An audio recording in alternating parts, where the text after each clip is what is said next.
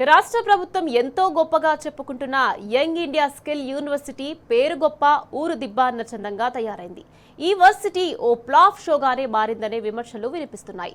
ఇప్పటి వరకు 1000 మందికి శిక్షణ ఇవ్వగా ఇందులో స్విగ్గీ, జొమాటో డెలివరీ బాయ్స్ గా శిక్షణ పొందిన వారు 300 మంది ఉన్నారు. దీంతో స్కిల్ వర్సిటీ డెలివరీ బాయ్స్ ను తయారు చేసే సంస్థగా మారిందన్న విమర్శలు వినిపిస్తున్నాయి.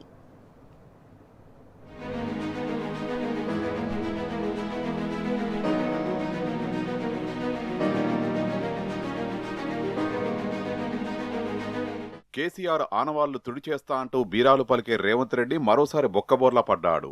తెలంగాణ యువతకు నైపుణ్య శిక్షణ కోసం గత బీఆర్ఎస్ ప్రభుత్వం ఏర్పాటు చేసి విజయవంతంగా నడుస్తున్న సంస్థ టాస్క్ను కాదని యంగ్ ఇండియా స్కిల్ యూనివర్సిటీ సంస్థను పెట్టించిండు రేవంత్ రెడ్డి. అయితే 2 ఏళ్లు దాటినా అచ్చు ఆయన నడుపుతున్న సర్కారులాగానే ఈనాటికి సదరు సంస్థ బాలారిష్టాలు దాటక సరిగ్గా పట్టాలెక్కగా ఆపసోపాలు పడుతోంది. ఈ 2 ఏళ్లలో స్కిల్ వర్సిటీ కోసం సర్కార్ 188 కోట్లు ఖర్చు చేసింది. ఇంతవరకు శిక్షణ పొందిన వారి సంఖ్య 1000 లోపే. అంటే ఒక్కో విద్యార్థిని ప్రయోజకుల్ని చేసేందుకు 18.87 లక్షలు ఖర్చు చేసిందా అన్న సెటైర్లు పేలుతున్నాయి. గత బీఆర్ఎస్ ప్రభుత్వం నైపుణ్య శిక్షణ ఇచ్చేందుకు ప్రారంభించిన టాస్క్ ద్వారా 37 లక్షల మంది స్టార్టప్ల్ని ప్రోత్సహించేందుకు నెలకొల్పిన టీహబ్, వీహబ్ ద్వారా వేలాది మంది ప్రయోజనం పొందారు. ప్రస్తుత ప్రభుత్వం ఇలాంటి సంస్థలను పక్కనబెట్టి సొంత డబ్బా కోసం స్కిల్ యూనివర్సిటీ పేరిట యువతను మోసం చేసిందన్న ఆరోపణలు వినిపిస్తున్నాయి.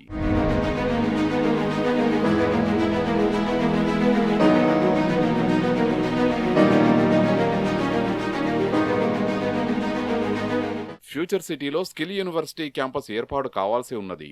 అయితే యూనివర్సిటీ కోసం అదానీ కంపెనీ నుంచి 100 కోట్ల విరాళం స్వీకరించడం వివాదాస్పదమైంది. కాంగ్రెస్ అధిష్టానం మొట్టికాయలేయడంతో 100 కోట్ల విరాళాన్ని వెనక్కిచ్చేశారు. మేఘా కంపెనీ 200 కోట్ల విరాళం ప్రకటించింది. అయితే క్యాంపస్ నిర్మాణం నత్తనడకన సాగుతున్నది. తొలుత గచ్చిబౌలిలోని ఇంజనీరింగ్ స్టాఫ్ కాలేజీలో తాత్కాలిక క్యాంపస్ను ఏర్పాటు చేశారు. 8 నెలలు గడవక ముందే అక్కడి నుంచి ఖాళీ చేసి గచ్చిబౌలిలోని IIIT క్యాంపస్కు తరలించారు. ఈ యూనివర్సిటీలో సిబ్బందికి లక్షల్లో జీతాలు ఇవ్వడంపై ప్రజాధనాన్ని దుర్వినియోగం చేస్తున్నారని ఆరోపణలు వినిపిస్తున్నాయి.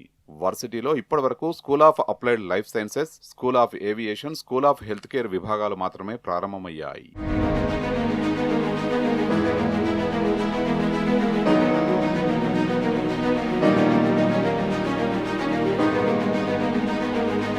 స్కిల్ యూనివర్సిటీ పనితీరు గురించి చేసిన పరిశోధనలో దిగ్భ్రాంతికరమైన అంశాలెన్నో వెల్లడయ్యాయి. భారీ బడ్జెట్ వెచ్చించి ఎంతో పబ్లిసిటీ చేసుకున్న స్కిల్ యూనివర్సిటీ తొలి ఏడాదిలో ముక్కిమూలిగి నైపుణ్య శిక్షణ ఇచ్చింది కేవలం 1000 మందికి. స్కిల్ వర్సిటీ ప్రభ రోజురోజుకు తగ్గుతున్నది.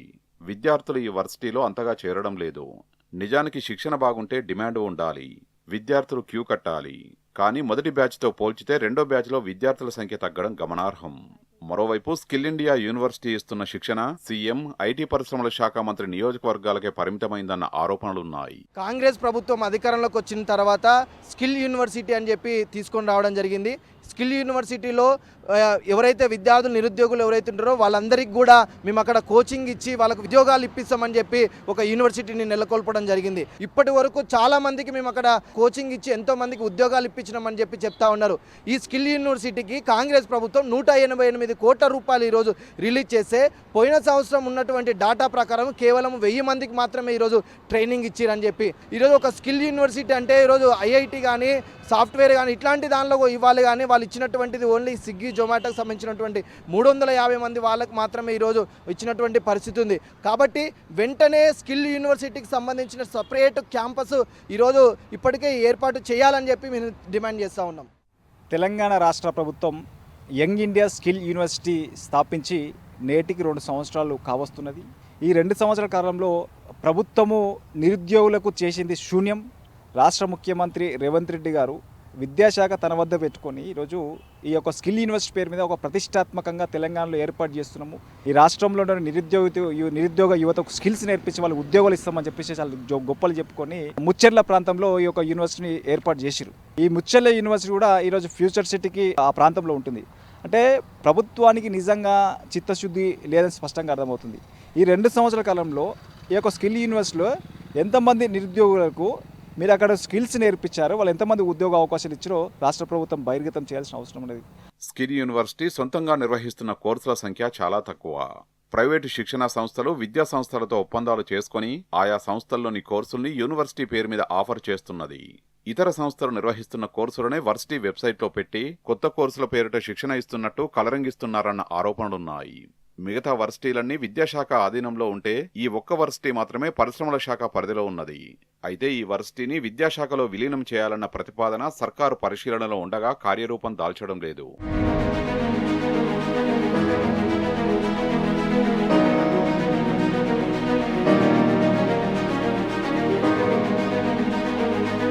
పులిని చూసి నక్క వాతలు పెట్టుకున్నట్లు గత ప్రభుత్వం చేసిన ఒక మంచి పనిని కొనసాగించే మనసు లేక కొత్తగా ఏదో చేస్తానని బయలుదేరిన రేవంత్ స్కిల్ యూనివర్సిటీ తొలి ఏడాదిన్నర ప్రస్థానం ఆయన తలపెట్టిన మిగతా పనుల్లాగానే పూర్తి ఫ్లాప్ షోగా మారింది.